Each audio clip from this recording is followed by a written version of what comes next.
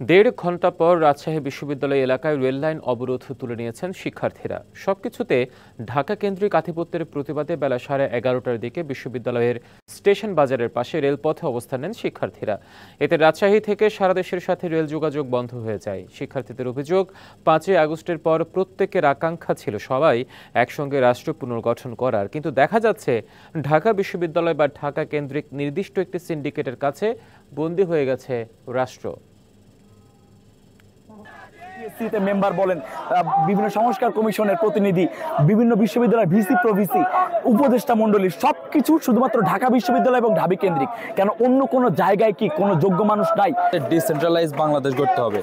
আমরা 5ই আগস্ট বিজয়ের পরে আমাদের প্রত্যেকের আকাঙ্ক্ষা ছিল যে আমরা সবাই একসাথে রাষ্ট্র পুনর্গঠন করব, কিন্তু এতদিন পরে এসেও আমরা দেখছি যে নির্দিষ্ট একটা সিন্ডিকেটের হাতে রাষ্ট্রবন্দী হয়ে গেছে।